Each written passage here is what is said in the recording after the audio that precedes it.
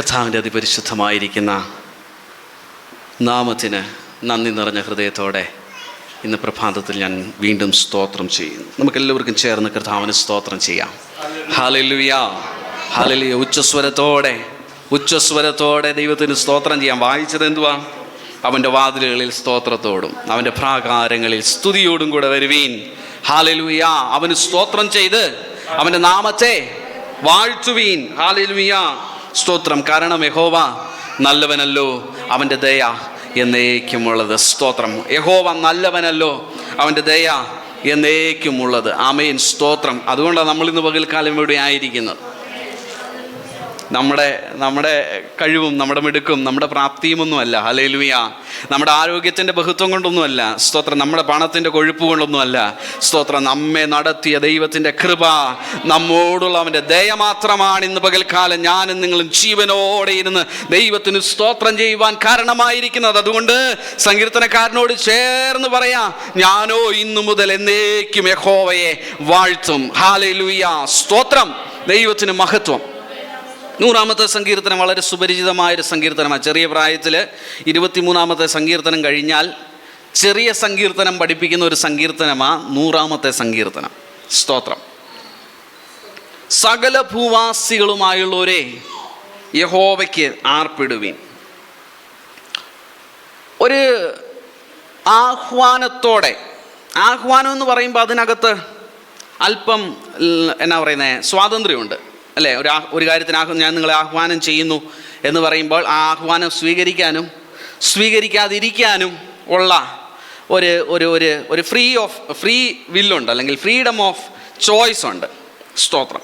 പക്ഷേ ഇവിടെ പറയുന്ന ആ ഒരു സെൻസ് എന്ന് പറയുന്ന ആ ലാംഗ്വേജിൻ്റെ യൂസേജ് എന്ന് പറയുന്നത് അതിന് ഇമ്പറേറ്റീവ് എന്ന നമ്മൾ ലാംഗ്വേജ് പഠിക്കും പറയുന്നത്. എന്ന് പറഞ്ഞാൽ ചെയ്തേ ഒക്കത്തുള്ളൂ. It's A command. അതൊരു കൽപ്പനയാണ്. സകല ഭൂവാസികളുമായുള്ളവരെ യഹോവയ്ക്ക് ആർപ്പിടുവിൻ. സ്തോത്രം. ഞാനൊരു കാര്യം നിങ്ങളോട് ഈ വാക്യത്തിൻ്റെ വെളിച്ചത്തിൽ പറയാം. ഇന്ന് നമ്മളിതൊക്കെ പ്രസംഗിക്കുമ്പോൾ ഒത്തിരി പേര് കേട്ട് അതിന് നേരെ പോസിറ്റീവായിട്ട് ഒരുപക്ഷെ പ്രതികരിക്കുന്നില്ലായിരിക്കാം. പലരും ദൈവത്തെ സ്തുതിക്കാൻ തയ്യാറാകുന്നില്ലായിരിക്കാം. നിൻ്റെ ഒരു ദൈവം എന്നൊക്കെ പറഞ്ഞ് നമ്മളെ കളിയാക്കിയെന്നിരിക്കാം. സ്തോത്രം. പക്ഷേ ഒരു നാൾ വരുന്നുണ്ട്, ആ നാളെല്ലാം മുഴങ്കാലും അവൻ്റെ സന്നിധിയിൽ മടങ്ങും. ഹല്ലേലൂയ. ഒരു നാൾ വരുന്നുണ്ട്, അന്ന് ഇഷ്ടപ്പെട്ടാലും ഇഷ്ടപ്പെട്ടില്ലെങ്കിലും എല്ലാവരുടെയും മുഴങ്കാലുകൾ ആ സന്നിധിയിൽ മടങ്ങിയേ മതിയാകുള്ളൂ. എല്ലാവരും വായി കൊണ്ട് പതുക്കെ പറയാമെന്ന് വിചാരിക്കരുത്, ഏറ്റു പറഞ്ഞേ മതിയാകത്തുള്ളൂ. യേശു മാത്രം കർത്താവെന്ന്. ഹല്ലേലൂയ, സ്തോത്രം. അതുകൊണ്ട് ഇന്ന് പകൽക്കാലത്തെ ഈ സങ്കീർത്തനത്തിൻ്റെ ഈ ഒരു വാക്യം എന്ന് പറയുന്നത് വളരെ നിത്യതയോളം നിലനിൽക്കുന്ന ഒരു കൽപ്പന. സ്തോത്രം. അതുകൊണ്ട് ദൈവത്തെ അറിയുന്ന നമ്മൾ എന്നാ ചെയ്യണം? ഇഷ്ടപ്പെടാതെ ദൈവത്തെ സ്തുതിക്കുന്നതിന് പകരം ഇഷ്ടപ്പെട്ട് നമ്മുടെ കർത്താവിനെ സ്തുതിക്കണം. ഞാൻ നിങ്ങളോട് എടുത്തു പറയാം, നമ്മുടെ കർത്താവിനെ സ്തുതിക്കുന്നത് ഇഷ്ടപ്പെട്ട് സ്തുതിക്കണം. ഹല്ലേലൂയ. കാരണം അവൻ നമ്മുടെ പ്രാണപ്രിയനാ. സ്തോത്രം. നമ്മൾ കാത്തിരിക്കുന്നത് അവന് വേണ്ടിയാ. അവൻ നമ്മുടെ തലയാ. സ്തോത്രം. ഹല്ലേലൂയ. അല്ലേ? ദൈവത്തിന് സ്തോത്രം. സഭയുടെ ഉടയവൻ അവനാ, സഭയുടെ തലയവനാ. സ്തോത്രം. അതുകൊണ്ട് നമ്മൾ കർത്താവിനെ സ്തുതിക്കുന്നതിൽ ഒരു മടിയും കാണിക്കരുത്. അവൻ ആരാധനയ്ക്ക് യോഗ്യനും സ്തുതിക്ക് യോഗ്യനും സകല ബഹുമാനത്തിനും ഇറ്റേണലി യോഗ്യന, നിത്യമായി യോഗ്യന, എക്കാലത്തും യോഗ്യന. അതുകൊണ്ട് അവനെ സ്തുതിക്കുന്നത് നമ്മൾ വളരെ സന്തോഷത്തോടെ ഇഷ്ടപ്പെട്ട് ചെയ്യുവാനായിട്ടിടയായി തീരണം. ഒരു കൽപ്പനയുടെ ഭാഗമായിട്ടല്ല, പക്ഷെ അനുഭവത്തിൽ നിന്ന് ഉരുത്തിരിഞ്ഞു വരുന്ന നന്ദികൾ നമ്മുടെ നാവിൽ ഉണ്ടാകുവാനായിട്ടിടയായി തീരണം. ഹല്ലേലൂയ. ദൈവത്തിന് സ്തോത്രം. സകല ഭൂവാസികളുമായുള്ളവരെ യഹോവയ്ക്ക് ആർപ്പിടുവീൻ. അടുത്ത് പറയുക, സന്തോഷത്തോടെ യഹോവയെ സേവിപ്പിൻ. എന്നെ വളരെ ചിന്തിപ്പിച്ച ഒരു പദപ്രയോഗമാണ്, സന്തോഷത്തോടെ യഹോവയെ സേവിപ്പിൻ. പ്രിയമുള്ളവരെ, ഈ വചനത്തിൻ്റെ മുമ്പിൽ ദൈവകുഞ്ഞുങ്ങളായിരിക്കുന്ന നമ്മൾ ചിന്തിക്കേണ്ടുന്ന ഒരു കാര്യമുണ്ട്. നമ്മൾ ദൈവത്തെ സന്തോഷത്തോടെയാണോ സേവിക്കുന്നത്? സ്തോത്രം. നേരത്തെ പറഞ്ഞൊരു കൽപ്പനയുടെ ഭാഗമായിട്ട് നമുക്ക് വേണമെങ്കിൽ ദൈവത്തെ സേവിക്കാം. കാരണം നമ്മൾ കൽപ്പന അനുസരിക്കാൻ ബാധ്യസ്ഥരായതുകൊണ്ട്. കൽപ്പനകൾ അനുസരിക്കുന്നത് പലപ്പോഴും സന്തോഷത്തോടെ ആകണമെന്ന് നിർബന്ധമില്ല. ടാക്സ് അടയ്ക്കണമെന്ന് റൂളുണ്ട്. എത്ര പേര് ഇഷ്ടപ്പെട്ട് ടാക്സ് അടയ്ക്കുന്നുണ്ട്? അല്ലേ? Simple example. ഇഷ്ടപ്പെട്ടു. എനിക്ക് 10 ലക്ഷം രൂപ കേട്ടോ, എല്ലാവരുടെയും മുന്നേ ഞാൻ 10 ലക്ഷം ടാക്സ് അടയ്ക്കുന്നുണ്ടെന്ന് പറയാൻ നമുക്ക് ഇഷ്ടമാണോ? എങ്ങനെയും അതിനകത്ത് 2 ലക്ഷം കുറച്ച് 8 അടയ്ക്കാനേ നമ്മളൊക്കെ ആഗ്രഹിക്കത്തുള്ളൂ. അടയ്ക്കുന്നോ ഇല്ലയോ? സ്തോത്രം. ടാക്സിൻ്റെ അതാ കൽപ്പനയുടെ പ്രത്യേകത ഏതാ? ഇവിടെ വചനം പറയുക, സന്തോഷത്തോടെ യഹോവയെ സേവിപ്പിൻ. കർത്താവ് പറയുന്ന ഒരു കാര്യമുണ്ട്, സന്തോഷത്തോടെ കൊടുപ്പിൻ. സ്തോത്രം. സന്തോഷത്തോടെ വിതയ്ക്കുവിൻ. സ്തോത്രം. സന്തോഷത്തോടെ ചെയ്യുവീൻ. എല്ലാം കർത്താവിനെന്ന വണ്ണം ചെയ്യുവീൻ. ഇത് ദൈവവചനത്തിൽ ദൈവ കുഞ്ഞുങ്ങൾക്കുള്ളൊരു കൽപ്പനയാണ്. എന്ത് ചെയ്താലും നിങ്ങളത് കർത്താവിനാ ചെയ്യുന്നത് എന്നുള്ള ബോധ്യത്തോടെ, സ്തോത്രം, അതിന് തക്കവണ്ണം നമ്മൾ ചെയ്യണം. സ്തോത്രം. ഹല്ലേലൂയ. ഇവിടെ പറയാം, സന്തോഷത്തോടെ യഹോവയെ സേവിപ്പിൻ. പ്രിയമുള്ളവരെ, സന്തോഷത്തോടെ കർത്താവിനെ സേവിക്കുന്നെങ്കിൽ അതെന്തൊരു സേവയായിരിക്കും അല്ലേ? അതെങ്ങനെയായിരിക്കും? അത് നമുക്കൊരു ബേർഡൻ ആവത്തില്ല. നിങ്ങൾ ശ്രദ്ധിച്ചിട്ടുണ്ടോ? സന്തോഷത്തോടെ ചെയ്യുന്ന കാര്യങ്ങൾ ഒരിക്കലും ഒരു ഭാരമല്ല. സന്തോഷമില്ലാതെ ചെയ്യുന്നതിനകത്ത് എല്ലാം എന്തുണ്ട്? ഒരു ഭാരം കിടപ്പുണ്ട്, ഒരു ഭാരം. സന്തോഷത്തോടെ ചെയ്യുന്നത് ഭാരത്തോടെ അല്ല ചെയ്യുന്നത്, സന്തോഷത്തോടെ ചെയ്യുന്നത് ഉത്സാഹത്തോടെയാണ് ചെയ്യുന്നത്. സ്തോത്രം. ബർത്ത്ഡേയ്സൊക്കെ വരുമ്പം എന്തൊരു ഉത്സാഹമാണ്. കാരണം അതിനകത്ത് ജോയിൻ ആയിരിക്കുന്ന എലമെൻ്റ് എന്ന് പറയുന്നത് എന്തുവാ? സന്തോഷ, ജോയ്. എല്ലാവരും വരുമല്ലോ. പിള്ളേരുടെ കാര്യം വരുമ്പോൾ ഭയങ്കര ബഹളമാണ്. 3-4 ദിവസം മുന്നേ തുടങ്ങും. നാളെ എൻ്റെ ബർത്ത്ഡേയാ, മറ്റന്നാൾ എൻ്റെ ബർത്ത്ഡേയാ, ഇന്നാണോ നാളെ എന്നൊക്കെ ചോദിക്കുന്ന ചോദ്യങ്ങൾ വരും. സ്തോത്രം. കാരണം സന്തോഷം. പ്രിയമുള്ളവരെ, യഹോവയെ സേവിക്കുന്നത്, ദൈവത്തെ സേവിക്കുന്നത് എങ്ങനെയായിരിക്കണം? സന്തോഷത്തോടെ ആയിരിക്കണം. സന്തോഷമുള്ളവൻ്റെ പ്രത്യേകതയാ അടുത്ത സെൻറ്റൻസിൽ പറയുന്നേ, സംഗീതത്തോടെ അവൻ്റെ സന്നിധിയിൽ വരുവിൻ. യാക്കോബ് എഴുതുമ്പോൾ അവസാനത്തെ അധ്യായത്തിൽ എഴുതുന്നുണ്ട്, നിങ്ങളിൽ സന്തോഷം അനുഭവിക്കുന്നവർ, സുഖം അനുഭവിക്കുന്നവർ എന്നാ പറയുന്നത്. സുഖം അനുഭവിക്കുന്നവർ പാട്ടുപാടട്ടെ. ഒരു സ്വർഗീയ സുഖം അനുഭവിക്കുന്നവരാണ് നമ്മൾ അല്ലേ? സ്തോത്രം. നരകത്തിൻ്റെതായ വേദനയിൽ നിന്ന് നമ്മെ വിടുവിച്ച് നിത്യതയുടെ സുഖം അനുഭവിക്കുന്ന, നിത്യസന്തോഷത്തിൻ്റെ ആ മനസ്സമാധാനം അനുഭവിക്കുന്ന നമ്മൾ ഓരോരുത്തരും എങ്ങനെയായിരിക്കണം? അതുപോലെ ദൈവത്തെ സ്തുതിക്കണം.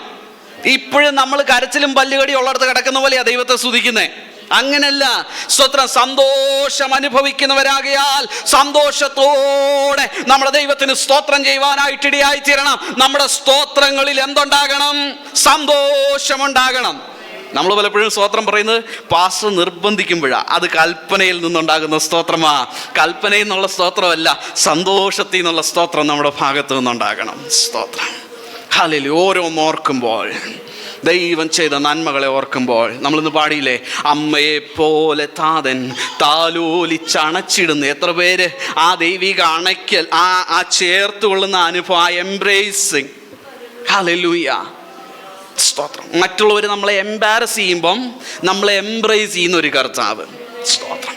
മറ്റുള്ളവർ നമ്മളെ പുച്ഛിക്കുമ്പോൾ, നമ്മളെ നാണം കെടുത്തുമ്പോൾ, നമ്മെ അപമാനിക്കുമ്പോൾ, നമ്മെ തിരസ്കരിക്കുമ്പോൾ, നമ്മെ തള്ളിക്കളയാതെ തന്നോട് ചേർത്ത് നിർത്തി ഞാൻ നിനക്കുണ്ടെന്ന് ഉറപ്പ് തരുന്ന ആ ദൈവസ്നേഹം ഓർക്കുമ്പോൾ, ഇന്ന് പകൽക്കാലം സന്തോഷം വരുന്നില്ലെങ്കിൽ നമുക്ക് എന്തോ കുഴപ്പമുണ്ടെന്ന അർത്ഥം. ഇന്ന് പകൽക്കാലം സന്തോഷത്തോടെ ദൈവത്തിന് സ്തോത്രം ചെയ്യണം.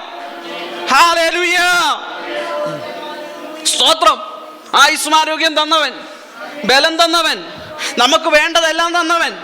എന്തിനാ കുറവുള്ള പ്രിയമുള്ളവരെ? സ്തോത്രം. നമുക്ക് കുറവുണ്ടെന്ന് നമ്മൾ കരുതുന്ന പലതും മറ്റുള്ളവരുടെ കണ്ണിൽ നമുക്ക് അധികമുണ്ടെന്നാ. സ്തോത്രം. തങ്ങാൻ വീടില്ലേ? വാടകയ്ക്കാന്നേലും ഇല്ലേ? സ്തോത്രം. എത്ര പേര് തെരുവോരങ്ങളിൽ, ഞാൻ പലപ്പോഴും ശ്രദ്ധിക്കാറുണ്ട്, നമ്മൾ വെറുതെ നമ്മുടെ ഒത്തിരി ദൂരമൊന്നും പോകണ്ട, നമ്മുടെ ഈ KR പുരം ഒരു റൗണ്ട് എടുത്താൽ ഈ ബ്രിഡ്ജിൻ്റെ കീഴിലും ബ്രിഡ്ജിൻ്റെ സൈഡിലും ഒക്കെ കിടന്നുറങ്ങുന്ന നമുക്കവിടെ നിൽക്കാൻ വിഷമമാണ്. കാരണം അത്രമാത്രം നാറ്റമാണ്, ഈ വേസ്റ്റും എല്ലാം കൊണ്ടുവന്നിട്ട്. പക്ഷെ അതിൻ്റെ നടുവിൽ ചില സമയത്ത് നമ്മളെക്കാൾ സമാധാനമായിട്ട് കിടന്നുറങ്ങുന്നവർ. സ്തോത്രം. എത്ര നന്മകൾ, എത്ര നന്മകൾ, എത്ര നന്മകൾ, എണ്ണിയാൽ തീരാത്ത നന്മകൾ. സന്തോഷത്തോടെ ദൈവത്തെ സ്തുതിക്കുവാൻ വകയുണ്ട്. ഇതെല്ലാം ഈ ഭൂമിയിൽ മാത്രം പ്രയോജനമുള്ള കാര്യം ഞാൻ പറയുമ്പോൾ, നിത്യതയിലും നമ്മെ സന്തോഷമുടിപ്പിച്ച തൻ്റെ പുത്രന്മാരും പുത്രിമാരുമായി നമ്മെ തീർത്ത ആ സ്നേഹം എത്ര വലുതാണ്. സ്തോത്രം. അത് ഇതിനോടൊന്നും നമുക്ക് കമ്പയർ ചെയ്യാൻ പറ്റിയ ഒന്നല്ല. കാരണം അത് ഇതിനേക്കാളൊക്കെ എത്രയോ ശ്രേഷ്ഠമായ ഒന്നാണ്. ഹല്ലേലൂയ. അതുകൊണ്ട് ഇവിടുത്തെ കാര്യങ്ങൾ മാത്രം പറഞ്ഞ് ഞാൻ പോകുകയല്ല. നിത്യമായ സന്തോഷം തന്നവൻ, അത് ഓർക്കുമ്പോൾ നമ്മൾ എന്ത് ചെയ്യണം? സന്തോഷിക്കണം. സന്തോഷത്തോടെ യഹോവയെ സേവിക്കണം. യഹോവയുടെ ആലയത്തിലേക്ക് പോകാമെന്ന് പറഞ്ഞപ്പോൾ ഞങ്ങൾ ഒന്ന് പറ ചേർന്ന് സന്തോഷിച്ചുണ്ടോ? ഉണ്ടോ? വെള്ളിയാഴ്ച പ്രാർത്ഥന നടന്നു, ശനിയാഴ്ച പ്രാർത്ഥന നടന്നു, ആരെയും കുറ്റപ്പെടുത്തുമല്ല. വെറുതെ നാവ് കൊണ്ട് പറയുന്നവരാകരുത്. സ്തോത്രം. വെറുതെ നാവ് കൊണ്ട് പറയുന്നവരാകരുത്. അതുകൊണ്ട് കർത്താവിൻ്റെ ദാസൻ ചിലപ്പോഴൊക്കെ ഓർമ്മിപ്പിക്കാറുണ്ട്, കർത്താവ് പലപ്പോഴും നാവിലെ സ്തുതികളെ അല്ല, അല്ലെങ്കിൽ നാവിലെ എന്താ പറയുന്നത് ഡിക്ലറേഷൻ, നാവിൽ നിന്നുയരുന്നതിൽ നല്ല ദൈവം പ്രസാദിക്കുന്നത് വാസ്തവത്തിൽ നമ്മുടെ ഹൃദയത്തിലുണ്ടോ? സ്തോത്രം. ഞാൻ ഒരു ഘട്ടം കൂടെ പോയി പറയാം.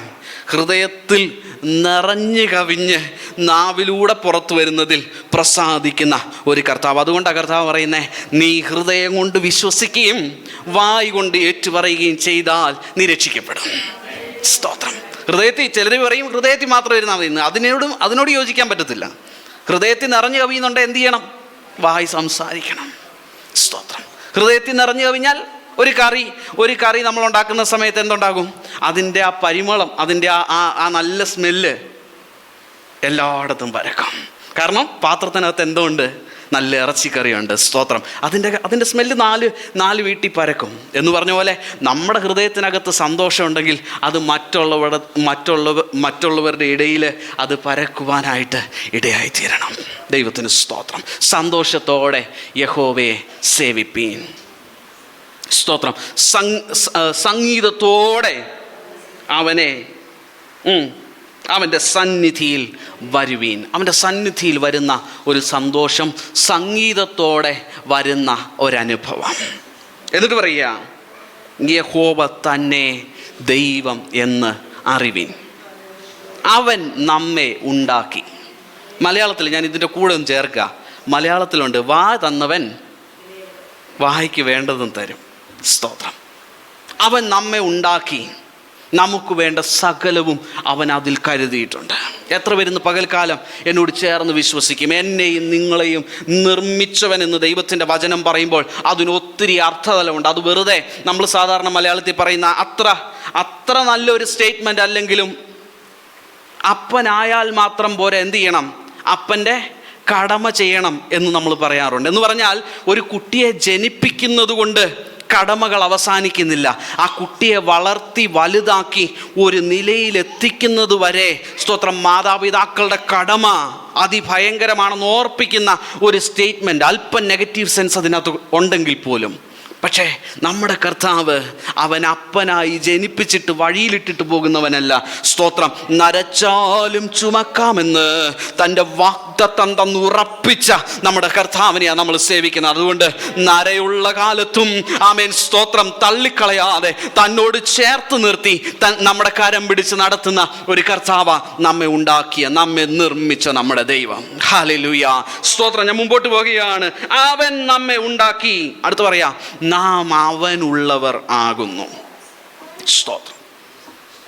സ്തോത്രം. നാം അവനുള്ളവരാകുന്നു. ഇത് വളരെ വളരെ വളരെ ചിന്തിക്കേണ്ട ഒരു സ്റ്റേറ്റ്മെൻ്റ് ആകട്ടോ. ശ്രദ്ധിക്കണേ. നാം അവനുള്ളവരാ. നാം ആർക്കുള്ളവരാ? നമ്മൾ കർത്താവിനുള്ളവരാ.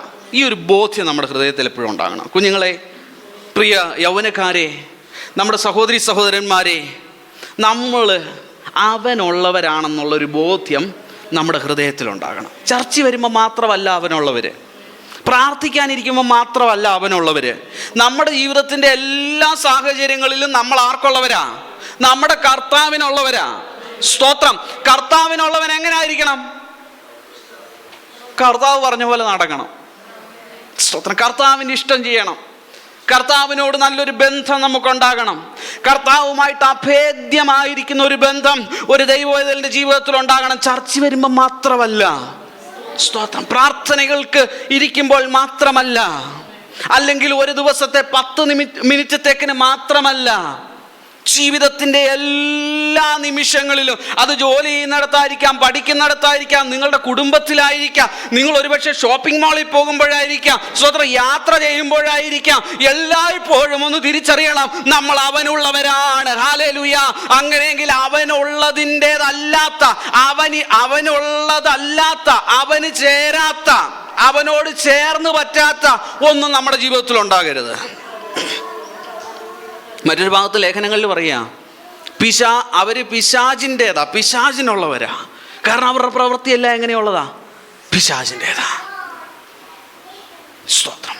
ചിലടത്ത് പറയുന്നുണ്ട് അവരുടെ അപ്പൻ പിശാചാന്ന് എന്ന് പറഞ്ഞാൽ പിശാചിൻ്റെ സ്വഭാവം കാണിക്കുന്നത്. അങ്ങനെ ആകരുത്.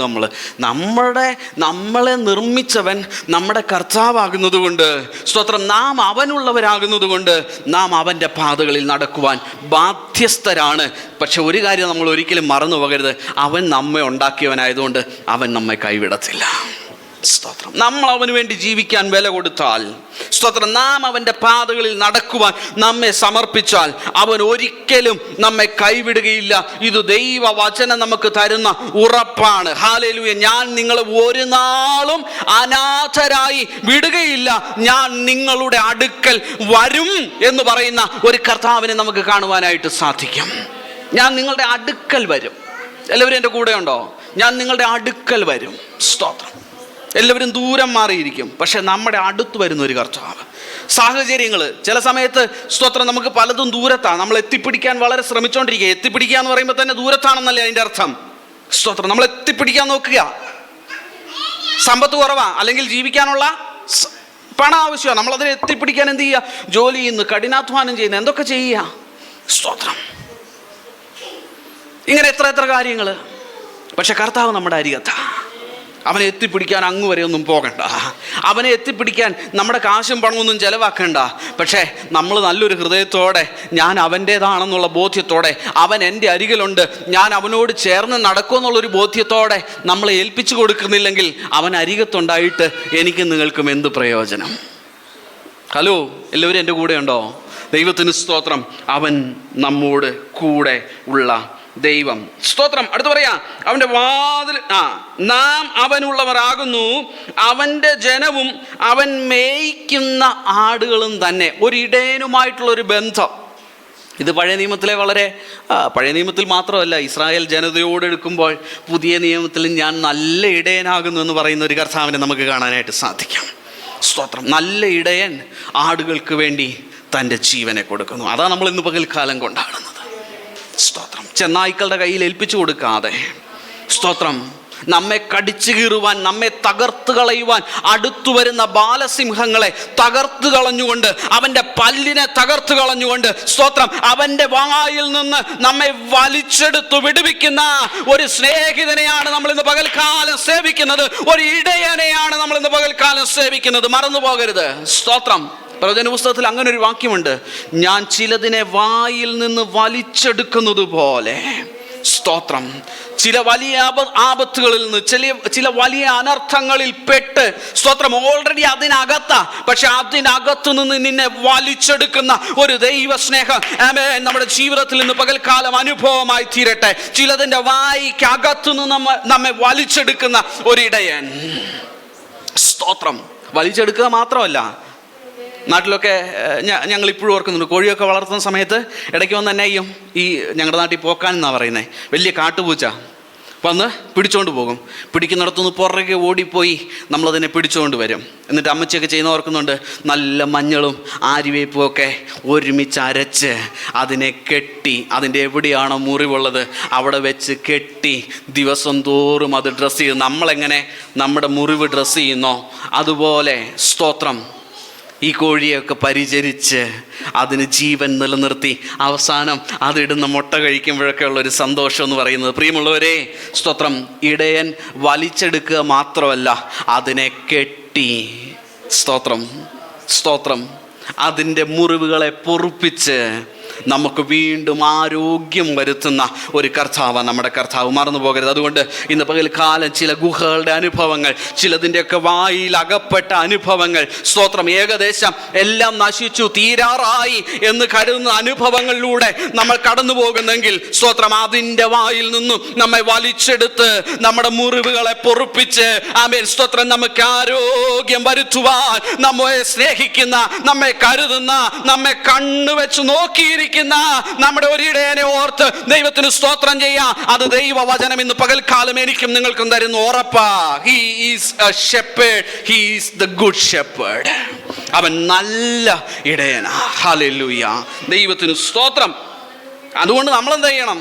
4-ാമത്തെ വാക്യം, അവൻ്റെ വാതിലുകളിൽ സ്തോത്രത്തോടെ വരണം. പ്രിയമുള്ളവരെ, ദൈവത്തെ സ്തുതിക്കുന്നവരായിരിക്കണം. ഏത് സാഹചര്യങ്ങളിലും നിങ്ങൾ കർത്താവിനെ സ്തുതിച്ചു നോക്കുക.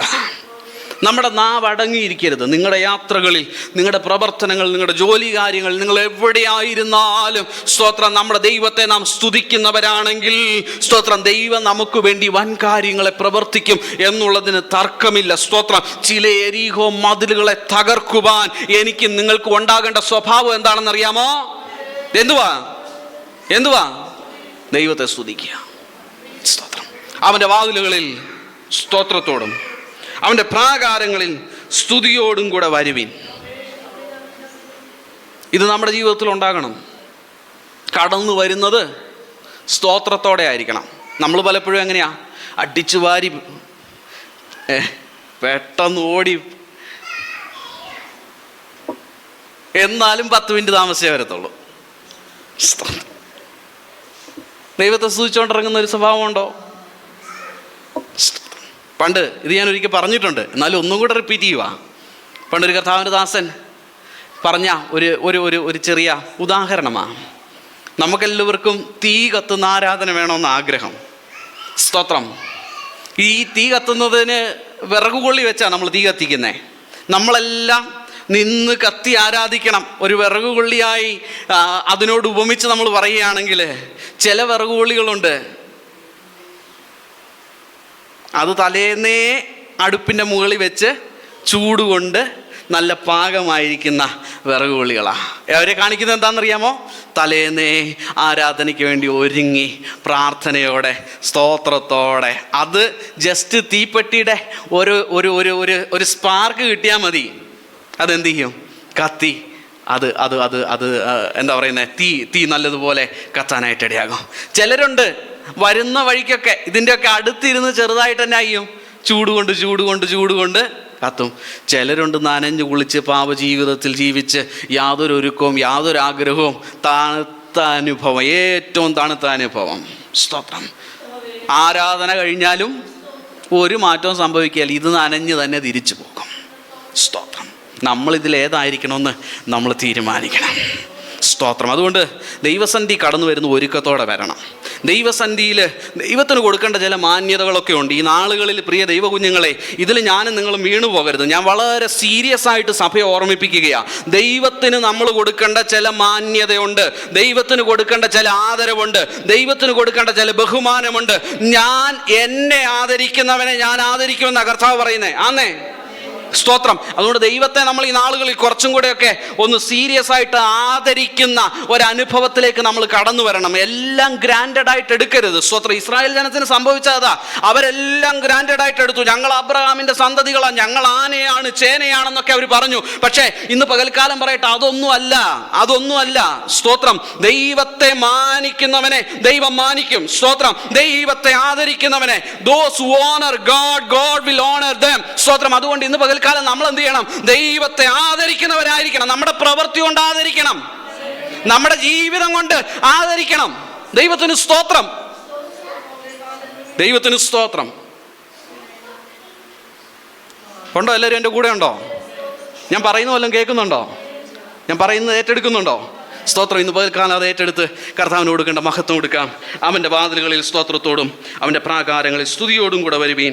അവന് സ്തോത്രം ചെയ്ത് അവൻ്റെ നാമത്തെ ഉയർത്തുവീൻ. അവന് സ്തോത്രം ചെയ്ത് അവൻ്റെ നാമത്തെ ഉയർത്തുവീൻ. എന്നിട്ട് പറയുക, യഹോവ നല്ലവനല്ലോ, അവൻ്റെ ദയ എന്നേക്കുമുള്ളത്, അവൻ്റെ വിശ്വസ്തത. ഈ വാക്കൊന്ന് ശ്രദ്ധിച്ച് വായിക്കണേ.